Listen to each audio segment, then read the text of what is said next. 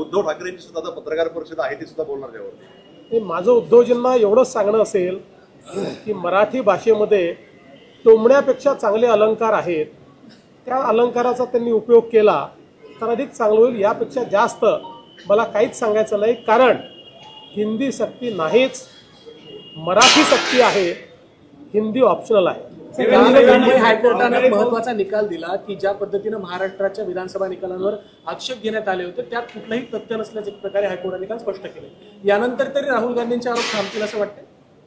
मला असं वाटतं राहुल गांधींचा या देशाच्या संविधानावर विश्वास असेल, देशाच्या लोकशाहीवर विश्वास असेल आणि देशाच्या न्यायालय पद्धतीवर विश्वास असेल तर आता तरी ते महाराष्ट्राच्या निवडणुकीच्या विषयात बोलणार नाहीत। काल अतिशय विस्तृत निकाल हा माननीय उच्च न्यायालयाने दिलेला आहे आणि या निवडणुकीवर प्रश्नचिन्ह उभे करणाऱ्यांचं तोंड बंद करण्याचं काम पुराव्यांसहित, लॉजिकसहित, न्यायासहित आणि संविधानासहित माननीय उच्च न्यायालयाने दिलं आहे। यानंतरही काही लोक झोपेचं सोंग घेऊन जर झोपल्यासारखं करतील तर ये पब्लिक है, ये सब जानती है। शक्तीपीठ महामार्गामध्ये वित्त विभागाने काही शेरे मारलेले आहेत, कर्जाचा डोंगर वगैरे सुप्रिया सुळेंनी प्रेस घेत असं म्हणलं की 12,000 कोटी कर्ज यासाठी शक्तीपीठासाठी घेतलं जातंय। एवढा मोठा उठाठेव खास केला जातोय, कर्जांचा बोजा का वाढवला?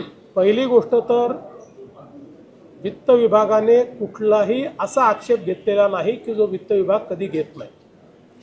वित्त विभागाचं कामच हे असतं की या सगळ्या गोष्टी पॉइंट आउट करणं, त्या त्यांनी पॉइंट आउट केलेल्या आहेत, त्यामुळे वित्त विभागाचा आक्षेप वगैरे असा याला म्हणता येत नाही।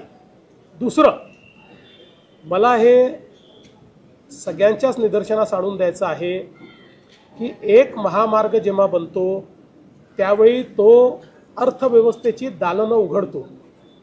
12,000 कोटीची गुंतवणूक जेव्हा आपण इन्फ्रास्ट्रक्चरमध्ये करतो त्यातला परतावा हा 12,000 कोटीपेक्षा कितीतरी जास्त असतो आणि आपल्या अर्थव्यवस्थेला तो विस्तारित करतो आणि ते कर्ज परत करण्याच्या क्षमतेपेक्षा जास्त क्षमता तो निर्माण करतो।